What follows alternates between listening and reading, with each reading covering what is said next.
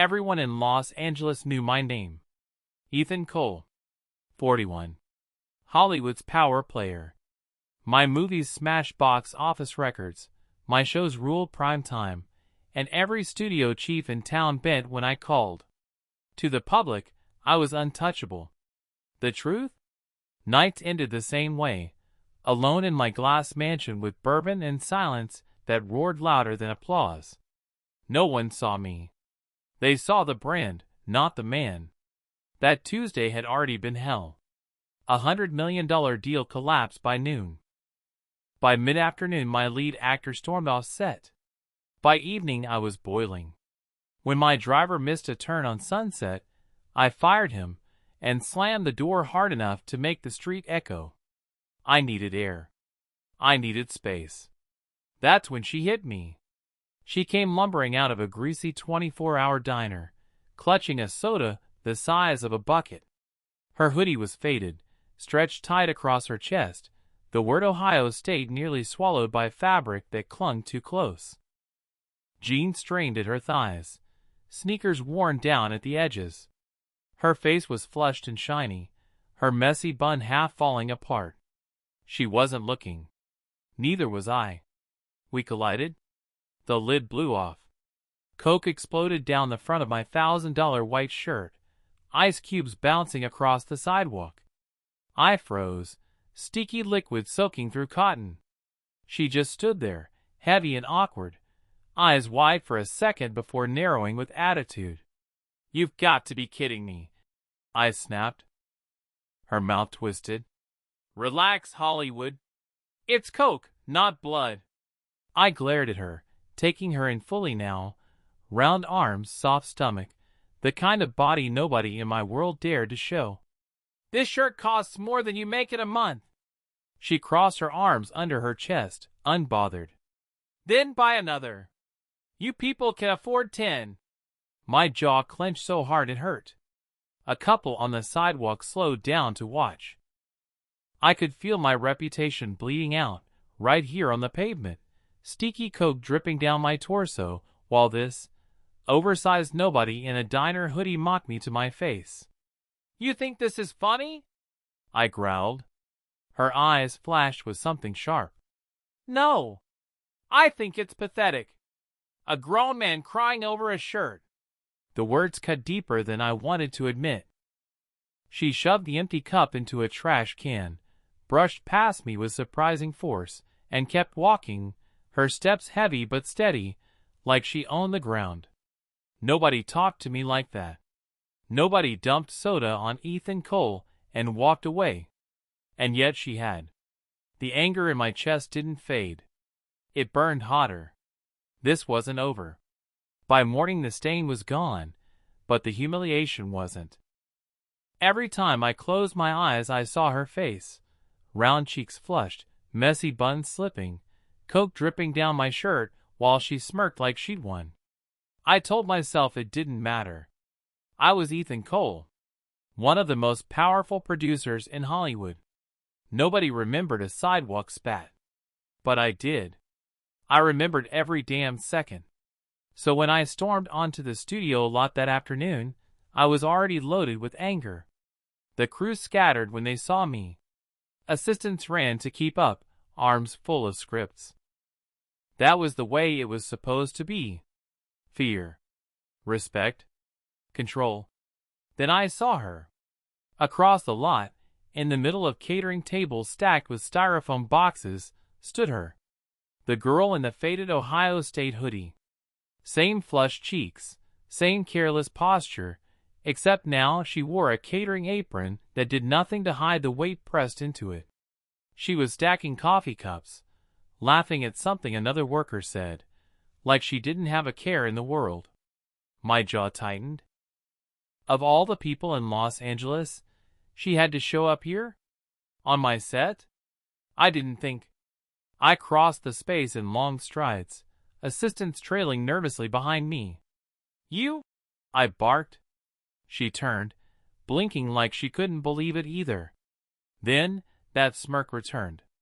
"Well, if it isn't Hollywood himself. Careful, no Coke this time." A couple crew members snickered. Rage surged through me. I grabbed her arm and yanked her a step away from the tables, my voice low and lethal. "You think this is funny? You humiliated me in public." Her brows lifted. "Humiliated you? You got a little soda on your shirt. I'm pretty sure you've survived worse. You don't get it." I leaned in close. "Do you know who I am?" Her eyes didn't flinch. "Yeah. A guy who throws tantrums over dry cleaning." The words landed like a slap. Behind us, I could hear whispers, crew pretending not to stare. My reputation, the one thing I controlled, was bleeding out again, and it was because of her. I dropped her arm, fist shaking. "I could have you blacklisted from this entire town. One call. You'd never work again. Ever." Her laugh was sharp. "Work? This is a catering gig, genius. You think I came here chasing your precious Hollywood dream? Please. You don't have that kind of power over me." Something twisted in my gut. The worst part wasn't her defiance. It was the fact that she meant it. She wasn't begging. She wasn't scared. She looked at me like I was just another spoiled man throwing his weight around. I wanted to bury her. Wanted to crush that smirk. But instead I stood there, choking on my own fury, while she turned back to her stack of cups like I was already dismissed. Nobody dismissed Ethan Cole. And yet she had.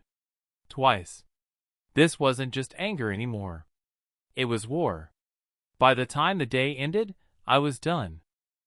She'd humiliated me on my own set, standing there in that stretched catering apron, Coke spiller turned clown, mouthing off in front of my crew. And they'd laughed. At me. So I fixed it. "Pack your things," I told her, voice sharp enough to cut glass. "You're finished. You'll never work on a lot I own again." Her eyes narrowed, but she didn't flinch. She just untied her apron, dropped it on the table, and muttered, "Good. I'd rather scrub toilets than work for you." Then she walked off, head high, her steps heavy but certain. That should have been the end of her. Hours later, close to midnight, the lot was empty. The city outside buzzed, but the parking garage was silent, every sound echoing against concrete. My SUV sat in the corner, black paint gleaming under fluorescent lights. I wanted nothing more than to get home, drown in bourbon, and erase the day. I unlocked the car. The chirp rang out. I opened the door. "Wallet. Now." The voice came from behind. Rough, sharp. I turned and froze. A man in a filthy hoodie stepped from between two parked cars, a knife glinting in his hand. His face was pale, eyes sunken, desperation carved into every line. "This is a bad idea."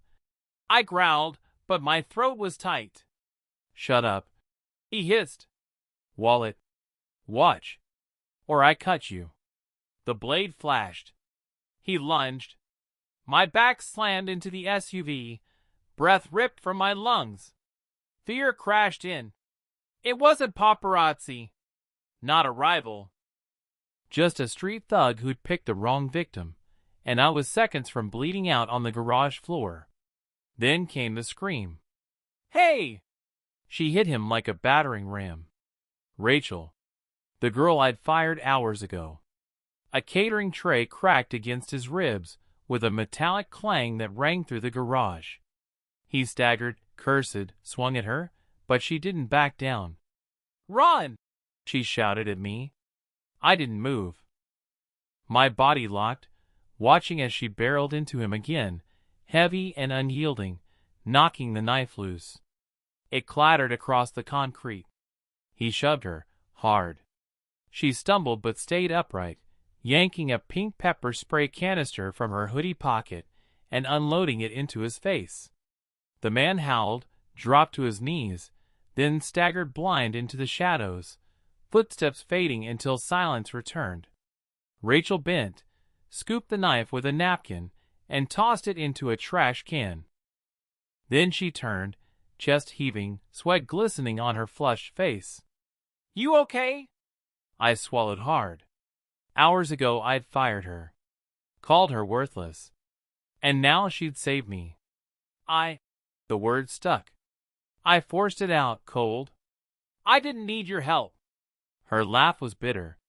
"Yeah, because you had it under control." And then she walked off into the night, leaving me against the SUV, drenched in fear, heart pounding. Nobody saved Ethan Cole. Nobody dared. And yet she had. I told myself it was just business. She'd saved my life, and I couldn't owe anyone, least of all her. If I didn't close this loop, it would gnaw at me.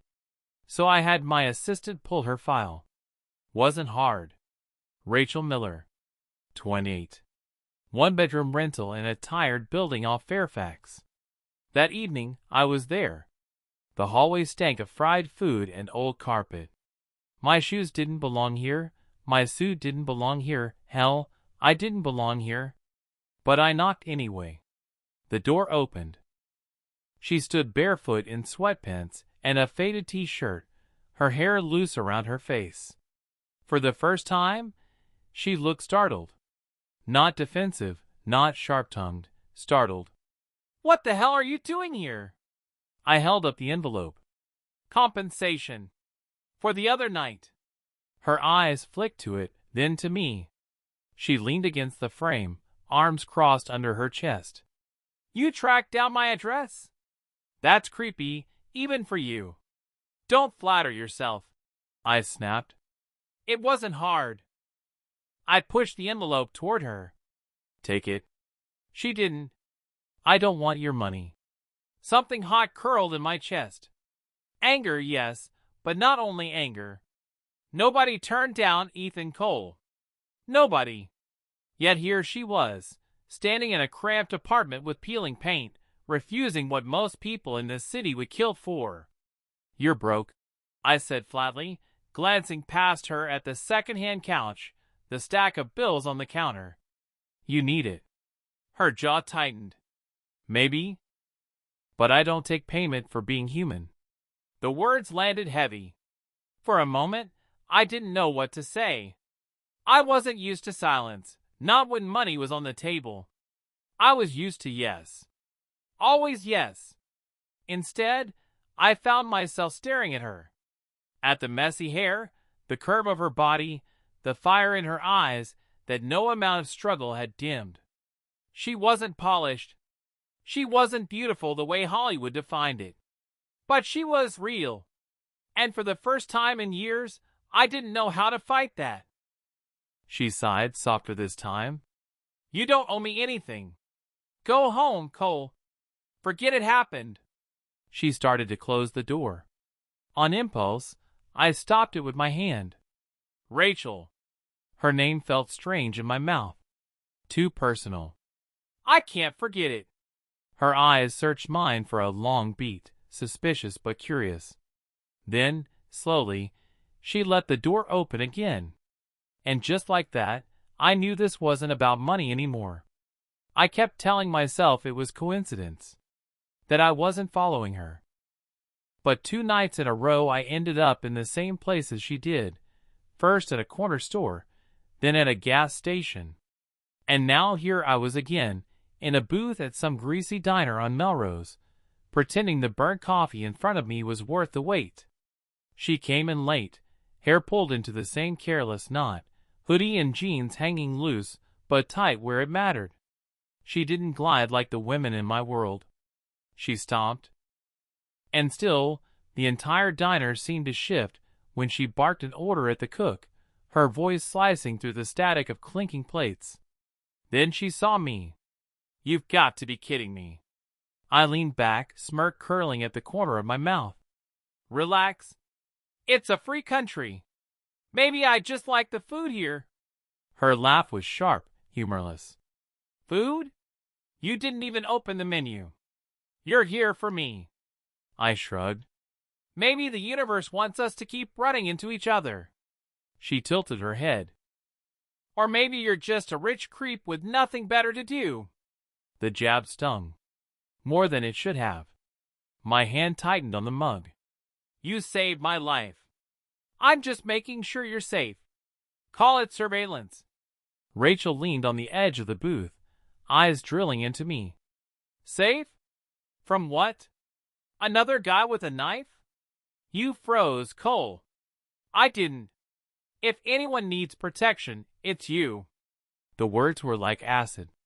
My jaw clenched, but I couldn't look away. Nobody talked to me like this. Nobody. You don't know me, I said finally. Her voice dropped, softer but sharper. I know enough. Big wallet, bigger ego. And right now, a man who can't stand the idea that someone like me got under his skin. Then she straightened, brushed a loose strand of hair from her face, and picked up the tray of food she was carrying. Now, if you'll excuse me, some of us have real work to do. She walked off, apron strings bouncing against her hip, leaving me in the booth, coffee cold, pride bleeding. I should have left it there. Should have let her walk away and disappear back into her nothing life. But I couldn't, because for the first time in years, I wasn't in control. And I couldn't stand how much I wanted to see her again. I didn't know why I cared. I told myself inviting her was about control, about dragging her into my world so she couldn't keep cutting me down in hers. But that wasn't the truth. The truth was simpler and harder. I wanted to see her again. She resisted, of course. A premiere? With you. So the cameras can laugh at the fat waitress on your arm? No thanks. But I didn't let go. You're tougher than half the people I know in this business. A few cameras won't kill you. Cole, I don't belong in that circus. Maybe that's exactly why you should come. A long silence. Then, finally, a sigh. Fine. But if this blows up in your face, it's your problem, not mine. The next night, when she stepped out of the car, everything else fell away. Her dress was simple, black, hugging curves she usually buried under hoodies. It wasn't designer, but it didn't need to be. The neckline dipped just enough, and I hated myself for the way my eyes lingered there before I dragged them back to her face. Her hair was pulled up, leaving her shoulders bare, soft skin catching the glow of the spotlights. And God help me, she was beautiful. Not the polished, filtered, manufactured beauty I was used to, but something that hit harder. Real. She caught me staring. Stop it, she muttered, cheeks coloring. I forced a smirk. Just making sure the cameras don't miss anything. She rolled her eyes, but when she slipped her arm through mine, my chest tightened in a way I hadn't felt in years. The carpet exploded with flashes. Reporters shouted my name, then hers. They didn't even know who she was, but they wanted her story. And Rachel? She didn't shrink. She smiled, nervous at first, then freer, brighter, and the cameras went insane. Inside, the power players swarmed. Studio execs, investors, actors, they all circled like sharks. I braced for her to crumble. Instead, she cut through them with wit sharper than any script. When a producer sneered, Cole, did you really drag your waitress here? Rachel leaned in, smile sweet, neckline catching his eyes. Yeah, she said, because I'm better company than anyone else in this room. The table cracked. Even I laughed, though I tried to hide it. She owned the night. People couldn't stop watching her. Neither could I. Somewhere between the carpet and the champagne, I realized I wasn't proving a point anymore. I wanted her there. Wanted the way she stood next to me, unafraid, unpolished, real. When we stepped back into the glare of the cameras at the end of the night, I leaned close. My eyes betrayed me once more, flicking down before I caught myself. You were the star tonight, I murmured. Rachel gave me a sideways look, half a smile tugging at her lips. Don't start, Cole. But she didn't let go of my arm. And that was when I knew I was already in trouble. By morning the wolves were loose. Every tabloid, every gossip site, every studio blog had the same story plastered across their front pages. Ethan Cole's mystery woman steals the spotlight. From diner to red carpet, who is she? Hollywood's most eligible bachelor breaks his type. And the ugliest of them all. Too big for Hollywood? Ethan Cole's plus-size date shocks premiere crowd. My phone wouldn't stop ringing. Studio execs, publicists, agents, they all wanted answers. Who is she? Why her? Is it a PR stunt? Do you realize what this looks like? I ignored them. Or tried to. But the noise wouldn't shut up. And the worst part? The story wasn't about my movie anymore. It was about Rachel. I found her that afternoon in the diner where she still worked. She was behind the counter, hair pulled back, apron tied, flipping through a tabloid someone had left on the counter. She didn't look up when I slid into a booth. "Do you see this garbage?" she said, shoving the paper across to me. The headline screamed, "Cinderella or Catastrophe." My jaw clenched. "Ignore it." Her head snapped up, eyes blazing. "Ignore it. Easy for you to say. You thrive on this crap. I don't." Her voice cracked, but only for a second. She tried to cover it, pouring coffee into a chipped mug. But I'd already seen it, the weight pressing on her, the humiliation of strangers dissecting her body. Something inside me snapped. "They don't matter," I said, sharper than I meant. "The execs, the press, the idiots online, they don't matter. You stood in that room last night and owned it. You made them look at you. At us." Rachel set the pot down hard enough to rattle the counter. "I didn't ask for this, Cole. I didn't ask to be your story." "No," I said quietly, leaning forward. "You just asked to live your life. And they can't stand that you don't play by their rules." She froze, eyes searching mine. The fire was still there, but softer now, flickering with something else. Doubt, maybe. Or curiosity.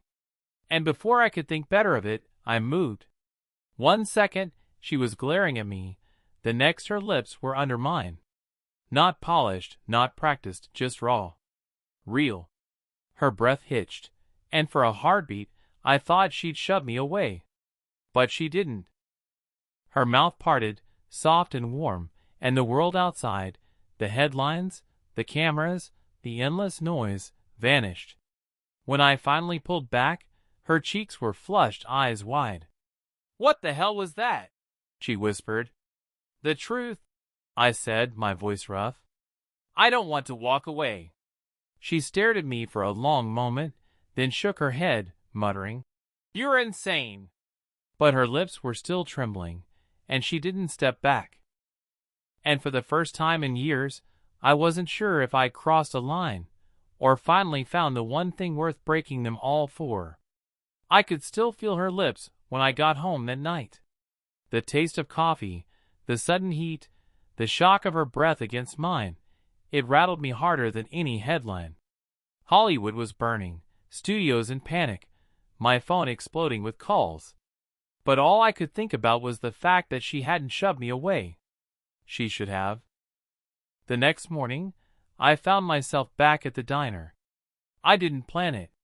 I just drove, and somehow ended up there, staring through the glass like an idiot until I pushed the door open.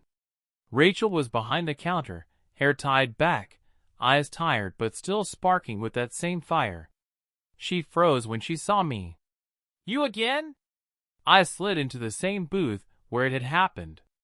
"We need to talk." Her arms crossed tight across her chest. "About the part where you randomly decided to kiss me." I gave a crooked half smile. "Yeah, that part." "Then let me make it easy." She shot back. "It was stupid." I leaned forward, my voice lower. "It was honest." That shut her up. She grabbed a coffee pot and poured into a chip mug, like busy hands could hide what I'd already seen, the slight flush on her cheeks, the way her breath caught when I said it. She remembered too. Cole, you don't get it, she said finally, setting the pot down harder than necessary. This isn't a joke. The press is tearing me apart. People are calling me names. Strangers are leaving voicemails on my phone. All because you dragged me into your circus. I know, I admitted. But Rachel, I searched her eyes, forcing the words out. I don't regret it. Not the carpet. Not the kiss. Her head snapped up, eyes locked on mine. Angry, tired, but softer than I'd ever seen them. You're destroying your own career, she whispered. I shrugged. Maybe it needs to burn. She stared at me like I'd lost my mind. Maybe I had. But for the first time in years, I felt free saying it. Silence stretched between us, heavy but different this time. Not hostile. Something warmer. Her hand brushed the edge of the table, almost touching mine, before she pulled back too quickly, as if she caught herself slipping. Her voice was quiet now. You're dangerous, Cole. I leaned closer. No. Dangerous is the fact that I want you with me. And I don't care what Hollywood thinks about it. She pushed away from the booth, as if distance could protect her. But she didn't walk out. She stood there, torn between anger and something else. And in that moment, I knew we'd both already crossed a line. There was no going back. For a while, we danced around it. I kept showing up. At the diner. At her apartment. Sometimes just walking her to her car. Sometimes sitting in her booth until closing. Pretending I wanted coffee when all I wanted was to see her face soften when she forgot to be angry. She never made it easy. She cut me down every chance she got, reminded me that I was reckless, arrogant, dangerous to her peace of mind. And yet, she didn't shut me out. Not completely. But the headlines didn't stop. If anything, they sharpened. Cole obsessed. Mystery woman a liability. Studios losing faith in Hollywood's golden boy. Rachel Miller, from nobody to career killer. I tried to bury the noise. Tried to shield her. I pulled strings to get reporters off her back, sent lawyers after tabloids. I even bought her a brand new car, dropped it off outside her apartment with the keys and the ignition. The next morning, I found her leaning against it, arms crossed, eyes blazing. What the hell is this? A car, I said flatly. She threw the keys at me. They bounced off my chest. No, it's a leash. Just like the envelope of cash. Just like the premiere. You don't get it, do you? You're trying to buy me, Cole. And I'm not for sale. Her words hit harder than any headline. Rachel, I wasn't. Yes, you were. Her voice shook, but her eyes didn't waver. That's how you live. You throw money at problems until they go away. But I'm not a problem. I'm a person. And if you can't see me as I am, this body, this life, all of it, then we're done. The air between us cracked. You don't mean that, I said, though my voice sounded weaker than I wanted.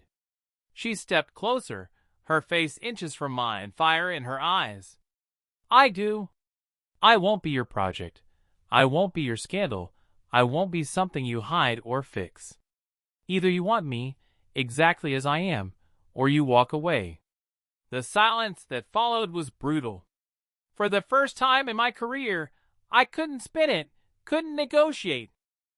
She had cornered me with something no one in Hollywood ever dared to give me, a choice I couldn't buy my way out of.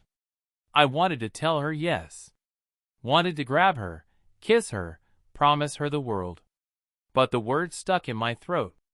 She saw it, and it broke something in her. Her voice dropped, almost a whisper. That's what I thought.